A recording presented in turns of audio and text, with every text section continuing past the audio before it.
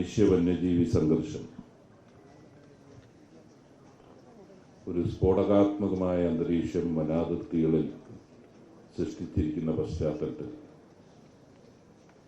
2 മാസക്കാലത്തെ ഗൃഹപാഠത്തിന് ശേഷം ഏറ്റവും സുപ്രധാനം എന്ന് ഞങ്ങൾ വിശ്വസിക്കുന്ന കുറേ കാര്യങ്ങൾ തദ്ദേശ സ്വയംഭരണ സ്ഥാപനങ്ങളുടെ സഹായത്തോടുകൂടി നടപ്പിലാക്കേണ്ട കാര്യങ്ങളെക്കുറിച്ച് വിശദീകരിക്കുന്ന ഒരു വർക്ക്ഷോപ്പായിട്ടാണ് ഇന്ന് ഇവിടെ സംഘടിപ്പിച്ചിട്ടുള്ളത്.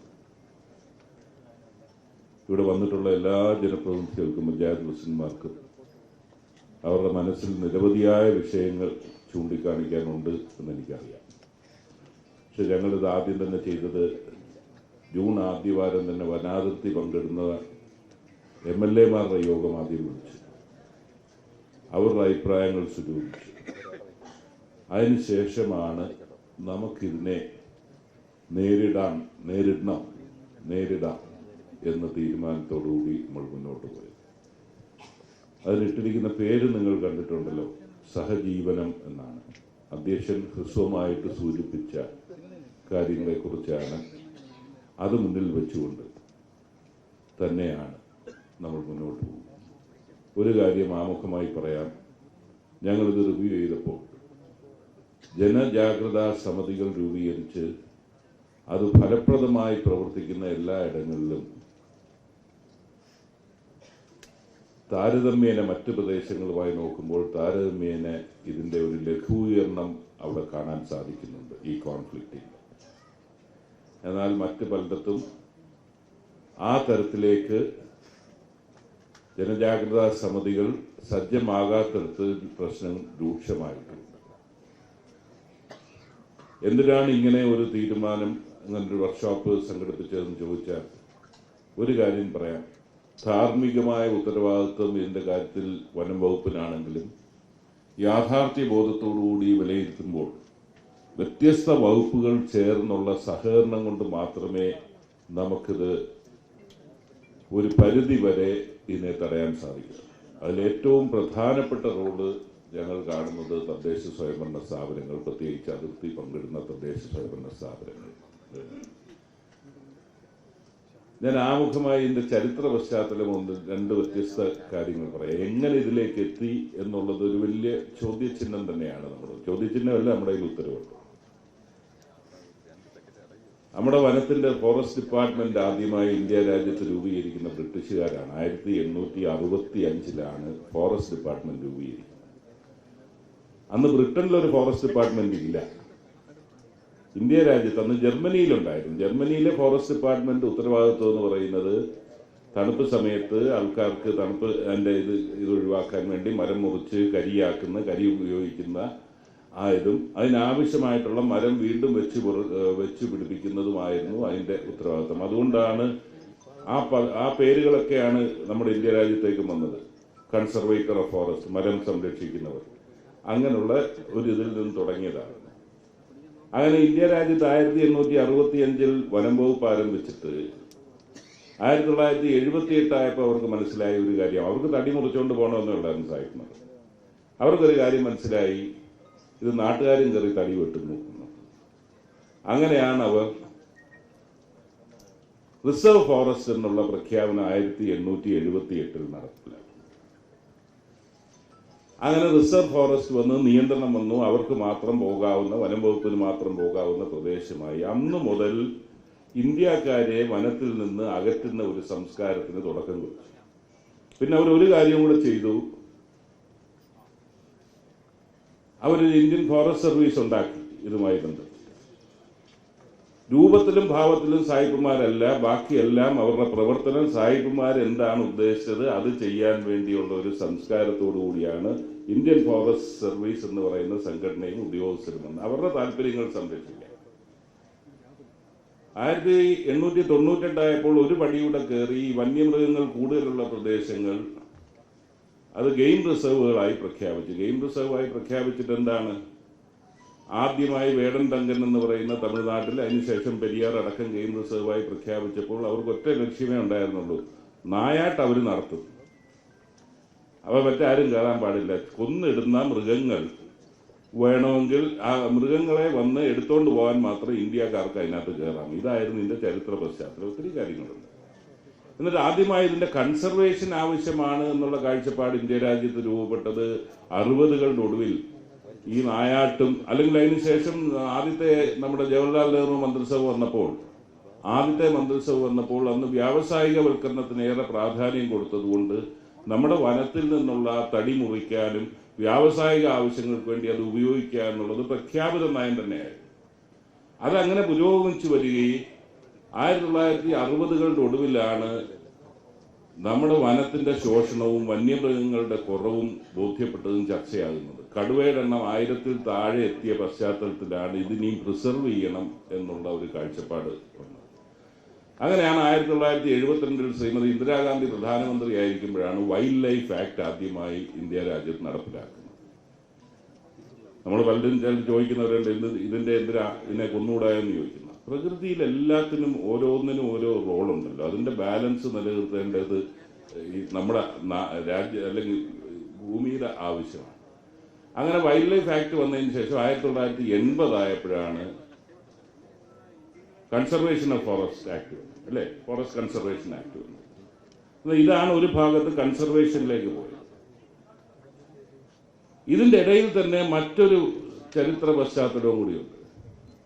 1-ാം ലോക മഹായുദ്ധത്തെ തുടർന്ന് നാട്ടിലാകെ കൊടും പട്ടിണി നിലനിന്നിരുന്ന ഒരു പശ്ചാത്തലത്തിൽ 1920-ൽ തിരുവിതാംകൂർ മഹാരാജാവിന്റെ രാജവിളംബരത്തിൽ കൂടിയാണ് പട്ടിണി മാറ്റാൻ വേണ്ടി നിങ്ങൾ പോയി കൃഷി ചെയ്യൂ എന്ന് പറഞ്ഞുകൊണ്ട് ഇവിടുന്നുള്ളവരെ മലയോര മേഖലയിലേക്ക് വിടുന്നത്. രാജവിളംബരം മാത്രമല്ലായിരുന്നു, അവർക്ക് 500 രൂപ കൊടുത്തു, 5 ഏക്കർ സ്ഥലം വാഗ്ദാനം ചെയ്തു, 5 കിലോ അരി സൗജന്യമായും കൊടുത്തു. എന്നിട്ട് ഇവിടുന്ന് രാജവിളംബരം നടത്തി നിങ്ങൾ പോയി മലയോര മേഖലയിലേക്ക് പോയി കൃഷി ചെയ്യുക എന്ന് പറഞ്ഞാൽ കർഷകരെ ഇന്നും നമ്മൾ ബഹുമാനത്തോടു കൂടി തന്നെ കാണേണ്ടതാണ്. നമ്മുടെ ഭക്ഷണ ആവശ്യങ്ങൾ നിറവേറ്റുന്ന അവരാണ്. ഒരു ഭാഗത്ത് ബ്രിട്ടീഷുകാർ ഒഴിവാക്കുന്ന നീക്കം നടക്കുമ്പോൾ മറുഭാഗത്ത് ഈ മേഖലയിലേക്ക് നമ്മുടെ രാജവിളംബരം വഴി അങ്ങനെ 1920-ൽ ആദ്യമായി ഇടുക്കിയിലെ ഉപ്പുതറയിൽ ആദ്യത്തെ കുടിയേറ്റം നടക്കുന്നു. നടക്കുമ്പോൾ എന്താണ് സംഭവിച്ചത്? അവിടെ ചെല്ലുമ്പോൾ 90% ആൾക്കാരും മരണപ്പെട്ടു. അന്നത്തെ പ്രതികൂലമായ സാഹചര്യം, വന്യമൃഗങ്ങളുടെ ആക്രമണം, ഇതിനെ ഒന്നും അതിജീവിക്കാൻ സാധിക്കാതെ 90% ആൾക്കാർ മരണപ്പെടുകയാണ് ഉണ്ടായത്. പക്ഷേ നമ്മൾ രാജവിളംബരം വഴി അങ്ങോട്ട് 30-ഉം 40-ഉം 50-കളിൽ വന്നപ്പോൾ പ്രത്യേകിച്ച് മധ്യ തിരുവിതാംകൂറിൽ നിന്ന് മീനച്ചിലാറിന് സമീപമുള്ള ഒരു വലിയ ജനവിഭാഗം ഇതിൽ നിന്ന് പ്രോത്സാഹിപ്പിക്കപ്പെട്ട് അവർ മലബാർ മേഖലയിലേക്കും കടന്നു ചെന്ന് അവിടെയാണ് ഈ പറഞ്ഞതുപോലെ കൃഷി ഇറക്കിയത്. രണ്ട് സംസ്കാരങ്ങൾ ഞാൻ പറഞ്ഞതുപോലെ ഒഴിവാക്കൽ ഒരു ഭാഗത്ത് നടക്കുമ്പോൾ അങ്ങോട്ടേക്ക് കടന്നു ചെല്ലുന്നത് മറുഭാഗത്തുനിന്ന് നമ്മൾ തന്നെ പ്രോത്സാഹിപ്പിച്ചു. ആ നിലയിലേക്ക് കർഷകൻ, ഇന്ന് നമുക്ക് കർഷകനെ സല്യൂട്ട് ചെയ്തല്ലേ പറ്റൂ. പക്ഷെ ഇവിടെ തുടങ്ങിയ ക്ലാഷാണ് ഇന്ന് നിയന്ത്രണമില്ലാത്ത നിലയിലേക്ക് നമ്മുടെ മുമ്പിൽ നിൽക്കുന്നത്. അവിടെയാണ് എത്രയോ ചരിത്രപരമായ സംഭവമുണ്ട്. നിങ്ങൾക്കൊക്കെ മുണ്ടക്കയം എല്ലാവർക്കും വളരെ പ്രസിദ്ധമാണ്. എങ്ങനെയാണ് മുണ്ടക്കയം എന്നൊരു പേര് വന്നെന്നറിയാം. അവിടെ ഈ കൊക്ക്, മുണ്ടി എന്നറിയപ്പെടുന്ന കൊക്കിനെ ഇതായിരുന്നു. കൊക്കിനെ കൊല്ലുന്ന, കൊക്കിന്റെ കയമായതുകൊണ്ട് സായിപ്പുമാരുടെ വിനോദമായിരുന്നു അവിടെ ചെന്ന് ഈ കൊക്കിനെ കൊല്ലുന്നത്. അവിടെ പ്രത്യേകിച്ച് റബ്ബർ പ്ലാന്റ് ചെയ്ത് തുടങ്ങിയ സമയത്ത് ഇത് വന്നപ്പോൾ ആ കൊക്കിനെ കൊല്ലുന്ന പ്രക്രിയയിൽ ഏർപ്പെട്ട് അങ്ങനെയാണ് മുണ്ടക്കയം എന്ന പേരായത്. കാടമം ഹിൽ റിസർവ് അവിടുന്ന് വരുന്നവർക്കറിയാം, വലിയ പ്രശ്നമായി നിൽക്കുമ്പോൾ കാടമം ഹിൽ റിസർവിന്റെ ചരിത്രമുണ്ട്. തിരുവിതാംകൂർ മഹാരാജാവിനെ സംബന്ധിച്ചിടത്തോളം അദ്ദേഹത്തിന്റെ ഭൂമിയിൽ നിന്ന് അവിടുന്ന് വൈൽഡായിട്ട് കിളിച്ചുകൊണ്ടിരുന്ന കാടമം, അതിന്റെ പൊഴിഞ്ഞു വീഴുന്നത് ശേഖരിക്കാൻ പീർ മുഹമ്മദ് എന്ന് പറഞ്ഞ ഒരാളിനെ, ഒരു തമിഴ്നാടുമായി വ്യാപാര ബന്ധം ഉണ്ടായിരുന്ന ഒരാളിനെയാണ് പുള്ളി ചുമതലപ്പെടുത്തിയത്. സത്യസന്ധനായിരുന്നു. ഇത് കളക്ട് ചെയ്ത് വിറ്റ കാശ് മഹാരാജാവിന് കൊടുക്കുമായിരുന്നു. ആ പീർ മുഹമ്മദിന്റെ അങ്ങനെയാണ് പീരുമേട് എന്ന പേര് ആ പ്രദേശത്തിനാകുന്നത്. എന്നാൽ ഇതെല്ലാം ചരിത്രപരമായ പശ്ചാത്തലത്തിൽ നിന്നുകൊണ്ട് നമ്മൾ പറയുമ്പോൾ അന്ന് തുടങ്ങിയ സംഘർഷം ഇന്ന് ഈ നിലയിലേക്ക് എത്തി. അപ്പോൾ അന്നുണ്ടായിരുന്ന ഒരു വ്യത്യാസമുണ്ട്. അന്നുണ്ടായിരുന്ന കർഷകനെ സംബന്ധിച്ചിടത്തോളം മഹാരാജാവ് ആദ്യം പറഞ്ഞു വിടുകയും അതിനുശേഷം പോകുമ്പോൾ അവന്റെ ക്യാപിറ്റൽ എന്ന് പറയുന്നത് അവന്റെ ചങ്കൂറ്റം മാത്രമായിരുന്നു. അവന്റെ ക്യാപിറ്റൽ ബഹുഭൂരിപക്ഷം ആൾക്കാരും മരണപ്പെടുകയാണ് ഉണ്ടായത്. പക്ഷെ അതിനെ അതിജീവിച്ച് അവിടെ ചെന്ന് കൃഷി ചെയ്തവർ പിന്നീട് ആ കൃഷിയുമായി മുന്നോട്ട് പോയി. അവർ അനന്തര തലമുറകൾ വന്നപ്പോൾ അവർ വിദ്യാഭ്യാസപരമായി മുന്നിൽ വന്നു. ഇതെല്ലാം വന്നു. നമ്മൾ ചരിത്രം നോക്കിക്കഴിഞ്ഞാൽ വന്യജീവി മനുഷ്യ സംഘർഷം ആദ്യമായിട്ടല്ലല്ലോ. നമ്മൾ പഴയ ഏത് ഇതിലേക്ക് ഏത് സിനിമ, പഴയ കാലഘട്ടത്തെ സിനിമ നിങ്ങൾ എടുത്തു നോക്ക്, പ്രസിദ്ധമായ സിനിമ, അതിലെല്ലാം നെല്ല് എന്ന സിനിമ കണ്ടിട്ടുള്ളവർക്കറിയാം. അതിനകത്ത് ആനയുടെ ആക്രമണവും ഇതെല്ലാം നമ്മുടെ ഒരു ജീവിതത്തിന്റെ ഭാഗമായിരുന്നു. അങ്ങനെയായിരുന്നു. പക്ഷെ ഇന്ന് അതിൽ നിന്ന് വ്യത്യസ്തമായി ഇന്ന് വരുമ്പോൾ ഇവിടെ ശ്രീ KM ഷാജി സൂചിപ്പിച്ചതുപോലെ നമ്മുടെ മുമ്പിലുള്ള ചലഞ്ച്, ഒരു ഭാഗത്ത് പരിസ്ഥിതി എന്ന് പറയുന്നത് സംരക്ഷിക്കേണ്ട, ഇനിയും ഒരു ഇഞ്ച് പോലും നമുക്ക് കടന്നു കയറാൻ ഒക്കാത്ത ഒരവസ്ഥ ഒരു ഭാഗത്ത് നിൽക്കുമ്പോൾ, മറുഭാഗത്ത് അതിനോടൊപ്പം അല്ലെങ്കിൽ നമുക്ക് ഭക്ഷണം തരാൻ വേണ്ടി എത്തിയ കർഷകരെ സംബന്ധിച്ചിടത്തോളം അവരുടെ താല്പര്യങ്ങളും കൂടെ സംരക്ഷിക്കുക എന്നുള്ളതാണ് നമ്മൾ നേരിടുന്ന ഏറ്റവും വലിയ ചലഞ്ച്. എല്ലാ പ്രത്യയശാസ്ത്രങ്ങളിലും പ്രകൃതിയെ സംരക്ഷണത്തെക്കുറിച്ച് പറഞ്ഞിട്ടുണ്ട്. എല്ലാ മതഗ്രന്ഥങ്ങളിലും പറഞ്ഞിട്ടുണ്ട്. ബൈബിളിൽ പറഞ്ഞിട്ടുള്ള, ബൈബിളിൽ എന്തിനാണ്, ബൈബിളിൽ നോവയുടെ പേടകമെന്ന് പറഞ്ഞുകൊണ്ട് എല്ലാ മൃഗങ്ങളുടെ ഈ 2 എണ്ണത്തിനെ കയറ്റിക്കൊണ്ട് പോകണമെന്ന് പറഞ്ഞതിന്റെ പിന്നിൽ ഇവയെല്ലാം പ്രകൃതിക്ക് ആവശ്യമുണ്ട് എന്നുള്ള സന്ദേശമല്ലേ വന്നത്. ഖുർആനിൽ വളരെ വ്യക്തമായി തന്നെ പ്രകൃതി സംരക്ഷണത്തെ കുറിച്ച് പറഞ്ഞിട്ടുണ്ട്. നമ്മുടെ പുരാണങ്ങളെ സംബന്ധിച്ചിടത്തോളം അതിലും മനുഷ്യന്റെ ജീവിതവുമായി ബന്ധപ്പെട്ട് ഇത് കാത്തു സൂക്ഷിക്കേണ്ട എല്ലാ കഥാപാത്രങ്ങളും കാടുമായി ബന്ധപ്പെട്ട കഥാപാത്രങ്ങളല്ലേ വന്നിട്ടുള്ളൂ. പ്രത്യയശാസ്ത്രപരമായി നോക്കുകയാണെങ്കിൽ കമ്മ്യൂണിസത്തിൽ കാൾ മാർക്സ് പറഞ്ഞിട്ടുണ്ട്. ഗാന്ധിസത്തിൽ ഗാന്ധി ഊന്നൽ കൊടുത്തതാണ്. ഒരുപക്ഷെ ക്യാപിറ്റലിസം മാത്രമാണ് വളരെ വൈകി അവര് നശിപ്പിക്കാവുന്നതെല്ലാം നശിപ്പിച്ചതിന് ശേഷം ഇപ്പോൾ അവർ സംരക്ഷണവും അല്ലെങ്കിൽ കാർബണിനെ കുറിച്ചൊക്കെ പറയുന്നത്. ഞാൻ ആമുഖമായി ഇത്രയും പറഞ്ഞത് ഇവിടെ ഇരിക്കുന്നവരെങ്കിലും ഇതിന്റെ ചരിത്ര പശ്ചാത്തലത്തെ കുറിച്ച് ബോധവാന്മാരാകുകയും കർഷകരുടെ താല്പര്യങ്ങൾ സംരക്ഷിക്കുന്നതിനോടൊപ്പം തന്നെ നമുക്ക് നമ്മുടെ പരിസ്ഥിതി സംരക്ഷണവും നമ്മുടെ ഉത്തരവാദിത്തമാണ് എന്ന തിരിച്ചറിവുണ്ടാകണം. ഏറ്റുമുട്ടലിന്റെ കാലഘട്ടമല്ല, ഏറ്റുമുട്ടലിന്റെ സമീപനമല്ല കാലഘട്ടം ആവശ്യപ്പെടുന്നത്. സഹവർത്തിത്വത്തിന്റെ, സഹജീവനത്തിന്റെ ഒരു സന്ദേശമാണ്. അതുവഴി മാത്രമേ ഇത് ഫലപ്രദമായി തടയാൻ സാധിക്കൂ.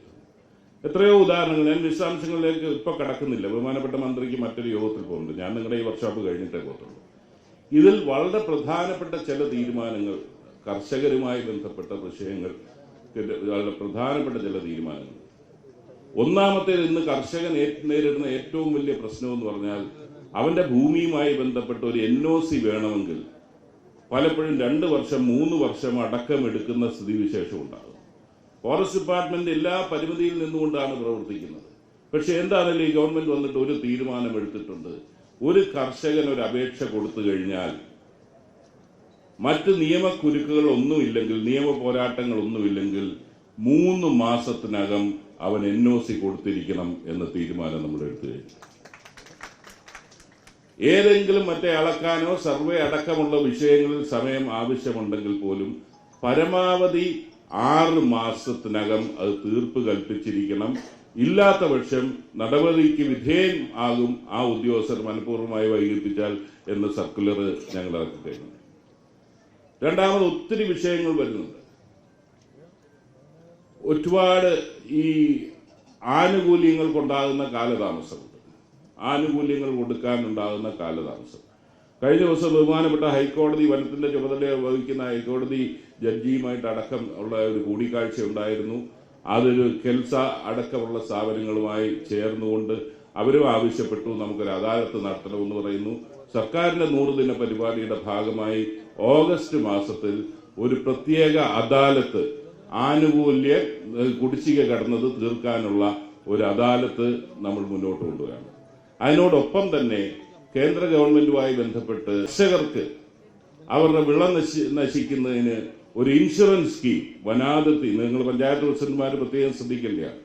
വനാതിർത്തി പങ്കിടുന്ന മേഖലയിൽ ഒരു ഇൻഷുറൻസ് സ്കീം വൈൽഡ് ലൈഫിന്റെ ആഡ് ഓൺ ആയി കൊണ്ടുവന്നിട്ട് ആ ഇൻഷുറൻസ് സ്കീം നടപ്പിലാക്കാനുള്ള ചർച്ചകൾ പുരോഗമിക്കുകയാണ്. അടുത്ത വർഷം മുതൽ ആ ഇൻഷുറൻസ് നടപ്പിലാക്കാൻ സാധിക്കും എന്നാണ് നമ്മൾ ആഗ്രഹിക്കുന്നത്. കാരണം ഇതിനൊക്കെ ഡേറ്റ നിങ്ങളുടെ ഭാഗത്തുനിന്ന് വേണം. നിങ്ങൾ മുൻകൈ എടുത്ത് വേണം അദാലത്തുകൾ വിജയിപ്പിക്കാൻ. ഈ പറയുന്നത് ആനുകൂല്യ വിതരണത്തിന്റെ അദാലത്ത്. അതുപോലെ തന്നെ മറ്റൊരു അദാലത്തൂടെ സംഘടിപ്പിക്കാൻ തീരുമാനിച്ചിട്ടുണ്ട്. ORകൾ, ഒക്കറൻസ് റിപ്പോർട്ടുകൾ, നിങ്ങൾക്കറിയാമല്ലോ, മറ്റേ FIR-ന് പകരം വനംവകുപ്പ് എടുക്കുന്ന OR എന്ന് പറയുന്നതാണ്. ആ ഒക്കറൻസ് റിപ്പോർട്ട് വെച്ചുകൊണ്ട് ചെറിയ ചെറിയ കുറ്റങ്ങൾക്ക് അല്ലെങ്കിൽ നിങ്ങൾക്ക് ഗ്രീവൻസ് ഉള്ള ഫോറസ്റ്റുകാരുടെ അതിക്രമം എന്ന് വിശേഷിപ്പിക്കുന്ന പല കാര്യങ്ങളെ സംബന്ധിച്ചിടത്തോളം നിങ്ങൾ മുൻകൈ എടുത്തിട്ട് അത് ഫോറസ്റ്റ് ഉദ്യോഗസ്ഥരോട് വരും. അതുമായി ബന്ധപ്പെട്ട് ഗൗരവമേറിയ കുറ്റകൃത്യങ്ങൾക്കല്ല, ചെറിയ ചെറിയ കുറ്റകൃത്യങ്ങളായിട്ടുള്ളതിൻ്റെ അത് തീർപ്പാക്കാൻ വേണ്ടിയുള്ളൊരു അദാലത്തൂടെ സംഘടിപ്പിക്കുന്നതായിരിക്കും. ഞാൻ മറ്റ് ഒരു കാര്യം കൂടെ, ബാക്കിയെല്ലാം ഡീറ്റെയിൽഡായി വരും എന്നുള്ളത് കൊണ്ട് നമ്മൾ പ്രസന്റ് ചെയ്യുന്നത് ഓരോ പോയിന്റും പ്രസന്റ് ചെയ്യും. നിങ്ങൾക്ക് ആ പോയിന്റിനെ കുറിച്ച് എന്തെങ്കിലും സംശയങ്ങളുണ്ടെങ്കിൽ ആ സംശയങ്ങൾ തീർത്തിട്ട് മുന്നോട്ട് പോകുന്നത്. ഏറ്റവും പ്രധാനപ്പെട്ട ഒരു കാര്യം കൂടെ പറയാനുള്ളത്, നമ്മൾ ഏറ്റവും വലിയ പ്രശ്നമായി കർഷകർ നേരിടുന്ന ആനയുടെയും കടുവയുടെയും ഒക്കെ ഭീഷണി ഒരു ഭാഗത്ത് നിൽക്കുമ്പോൾ കാട്ടുപന്നിയുടെ വിഷയമാണ് ഏറ്റവും പ്രധാനപ്പെട്ട വിഷയമായി നേരിടുന്നത്. പിന്നെ കുരങ്ങിന്റെ വിഷയം, ഇത് രണ്ടും നിയമക്കുരുക്കിലുള്ളതാണ്. കുരങ്ങിനെ സംബന്ധിച്ചിടത്തോളം വെള്ളക്കുരങ്ങടക്കം അത് ഷെഡ്യൂൾ 1-ൽ വന്നതുകൊണ്ട് അതിന് നമുക്ക് ചീഫ് വൈൽഡ് ലൈഫ് വാർഡന് മാത്രമേ ഇതിനെ കൊല്ലാനുള്ള അധികാരമുള്ളൂ. പക്ഷേ 2 ആഴ്ച മുമ്പ് ഞങ്ങൾ ഡൽഹിയിൽ പോയി കേന്ദ്ര വനം മന്ത്രിയുടെ അടുത്ത് ഈ കാര്യം ശ്രദ്ധയിൽപ്പെടുത്തി. അത് ഷെഡ്യൂൾ 1-ൽ നിന്ന് ഷെഡ്യൂൾ 2-ലേക്ക് കുരങ്ങനെ ആക്കാമെന്ന് അദ്ദേഹം തത്വത്തിൽ സമ്മതിക്കുകയും അത് വരുമ്പോൾ കുറച്ചുകൂടി എളുപ്പമായി എൻ്റെ ശല്യം തീർക്കാനൊക്കെ. നിങ്ങൾ ഈ കുരങ്ങിൻ്റെ പന്നിയുടെ അതിൻ്റെ ശല്യത്തിൻ്റെ തീവ്രത മനസ്സിലാക്കുന്ന ഒരു മാപ്പ് ഞങ്ങൾ കേന്ദ്രമന്ത്രിയെ കാണിച്ച ഒരു മാപ്പ് നിങ്ങളെ കാണിക്കുന്നു. രണ്ടാമത് പന്നിയുടെ ശല്യമാണ്. പന്നിയുടെ ഇതിൻ്റെ ഭാഗമായി നമുക്ക് ചീഫ് വൈൽഡ് ലൈഫ് വാർഡൻ ഓരോ പഞ്ചായത്ത് പ്രസിഡന്റ്മാരെയും ഓണററി വൈൽഡ് ലൈഫ് വാർഡന്മാരായി പ്രഖ്യാപിച്ചിട്ടുണ്ട്. അതിൻ്റെ അടിസ്ഥാനത്തിൽ നിങ്ങൾക്ക് നിർദ്ദേശം നൽകിയിട്ടുണ്ട്. ഷാർപ്പ് ഷൂട്ടർമാരെ ഉപയോഗിച്ചുകൊണ്ട് ആ പന്നികളെ കൊല്ലാനുള്ള അധികാരം നിന്നിട്ടുണ്ട്. 10-25 ദിവസമായിട്ട് ഞാൻ പറഞ്ഞുകൊണ്ടിരിക്കുന്നു. തുടക്കത്തിൽ കുറച്ച് നടന്നു, പക്ഷെ ആ താല്പര്യത്തോടുകൂടി പിന്നെ നടക്കുന്നില്ല. പല തടസ്സങ്ങൾ ഞങ്ങളുടെ ശ്രദ്ധയിൽപ്പെടുത്തി. ഇതേതോ ഒരു വ്യാഖ്യാനം വന്നു. ഒരു പഞ്ചായത്തിൽ രജിസ്റ്റർ ചെയ്യുന്നവർക്ക് മറ്റൊരു പഞ്ചായത്തിൽ പോയി ഇത് വെടിവെച്ചുകൂടാ എന്ന് പറയുന്നുണ്ട്. ഞാൻ ആ ഉത്തരവ് പരിശോധിച്ചിട്ട് അതിനകത്ത് എങ്ങും അത് പറയുന്നില്ല. ഇത് കൂടുതൽ ഇതിന്റെ എണ്ണത്തിന്റെ ഷൂട്ടേഴ്സിന്റെ എണ്ണം കുറവാണെങ്കിൽ പഞ്ചായത്തുകൾക്ക് അതിന്റെ സേവനം ആവശ്യമായിട്ടുണ്ടെങ്കിൽ ഞങ്ങൾ റൈഫിൾ ക്ലബിനെ അടക്കം കൂടുതൽ പേരെ അവിടെ വിന്യസിപ്പിക്കാൻ തയ്യാറാണ്. ഇന്ന് നിയമപരമായി ഇന്നത്തെ നിയമത്തിനുള്ളിൽ നിന്നുകൊണ്ട് ഈ പ്രക്രിയയുമായി മുന്നോട്ട് പോകുമ്പോൾ നിങ്ങൾ മുൻകൈ എടുത്ത് ആ കർഷകർ നേരിടുന്ന ശല്യത്തിന് ഒരു അറുതി വരുത്തണം എന്നുള്ളതാണ് എനിക്ക് നിങ്ങളോട് അഭ്യർത്ഥിക്കാനുള്ളത്. ഇനി മറ്റാരെങ്കിലും വന്ന് ചെയ്യാനില്ല. പഞ്ചായത്തും ഗവൺമെന്റുമായി സഹകരിച്ച് നിങ്ങൾക്ക് ആവശ്യമുള്ള ഷൂട്ടേഴ്സിനെ അങ്ങോട്ടും ഇങ്ങോട്ടും റീഡിപ്ലോയ് ചെയ്യുന്നത് അടക്കം ഏത് വേണമെങ്കിലും ഫോറസ്റ്റ് ഡിപ്പാർട്ട്മെന്റ് 24 മണിക്കൂറും പ്രവർത്തിക്കുന്ന ഒരു ഹെൽപ്പ് ലൈൻ ഈ ഗവൺമെന്റ് കയറി ആദ്യം ചെയ്ത 2 ആഴ്ചയ്ക്കകം ഒരു ഹെൽപ്പ് ലൈൻ സ്ഥാപിച്ചിട്ടുണ്ട്.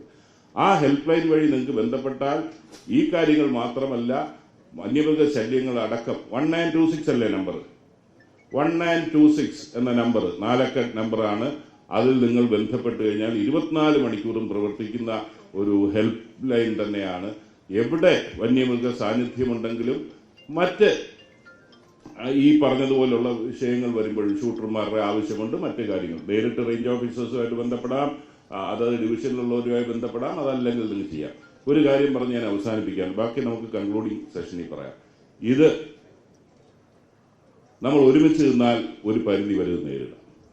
ഒരു കാര്യം ഞാൻ പറയട്ടെ, ലോകത്തെങ്ങും ഇത് പൂർണ്ണമായി ഇല്ലാതായിട്ടുള്ള ഒരു രാജ്യമോ ഒരു പ്രദേശമോ ലോകത്തില്ല. നമ്മളിപ്പോൾ ഇവിടെ ഇരുന്ന് നമ്മൾ ഇതിനെ എങ്ങനെ നേരിടാം എന്ന് വിചാരിക്കുന്നു. നിങ്ങൾ മറിച്ചൊന്ന് ചിന്തിക്കുക.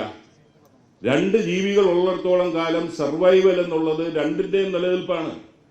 നമ്മൾ ചിന്തിക്കുന്നത് പോലെ മറ്റൊരു പ്രദേശത്ത് നിങ്ങളിരുന്ന് ആലോചിക്കുക, ഇതുപോലെ കുറെ പേരും ആനയുടെ ഒരു മന്ത്രിയും ഇരുന്ന് എങ്ങനെയാണ് ആന എന്ന വംശത്തെ സംരക്ഷിക്കാൻ ഒക്കുന്നതെന്ന് അവരും ആലോചിച്ചുകൊണ്ടിരിക്കുകയാണ്. ഇത് ലോകത്തെ എല്ലാ ജീവികളെ സംബന്ധിച്ചിടത്തോളം അതിന്റെ നിലനിൽപ്പിൻ്റെതാണ്. പന്നികളുമായി ബന്ധപ്പെട്ട് വളരെ രസകരമായ ഒരു ഇതൂടെ ഈയിടയ്ക്ക് വായിക്കുകയുണ്ടായി. അമേരിക്കയിൽ ഏറ്റവും വലിയ പന്നിയെ കൊണ്ട് ഇൻട്രൊഡ്യൂസ് ചെയ്തതാണ്. പിന്നെ ഇത് പെറ്റുപെരുകി വലിയൊരു പ്രശ്നമായി കഴിഞ്ഞപ്പോൾ പന്നിയെ കൊല്ലുന്ന ഒരു ഡ്രൈവ് അമേരിക്കയിൽ വർഷങ്ങൾക്ക് മുമ്പുണ്ടായി. അവർ കണ്ടുപിടിച്ച എന്താണെന്നറിയാമോ?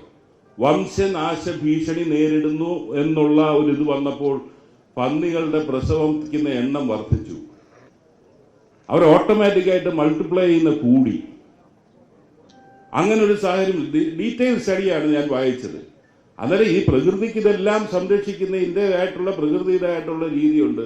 അതുകൊണ്ട് അവർ എനിക്ക് അയച്ചു തന്ന ഇത് കണ്ടപ്പോൾ എനിക്ക് അയച്ചു തന്നത് 70% പന്നികളെയും എങ്കിലും കൊന്നില്ലെങ്കിൽ, ഞാൻ ഈ പറയുന്ന വനത്തിനകത്ത് കയറി കൊല്ലല്ലേ ദയവ് ചെയ്ത്, മതിലിടിഞ്ഞു വീണാലും ഞങ്ങൾ പുറത്തിറക്കത്തില്ല, അത് വേറെ കാര്യം, ജയിലിന്റെ പുറത്തിറക്കത്തില്ല. മരത്തിനകത്ത് കയറുന്ന ഒരു കാര്യവുമല്ല, അതിന്റെ പുറത്തേക്ക് വരുന്ന കാര്യത്തെക്കുറിച്ചാണ് പറഞ്ഞത്. അതായത് 70% അച്ചീവ് ചെയ്തില്ലെങ്കിൽ ഇത് ദോഷകരമാകും, കൂടുതൽ റീപ്രൊഡ്യൂസ് ചെയ്യുമെന്നുള്ളൊരു സ്റ്റഡിയാണ് എൻ്റെ മുമ്പിൽ വന്നത്.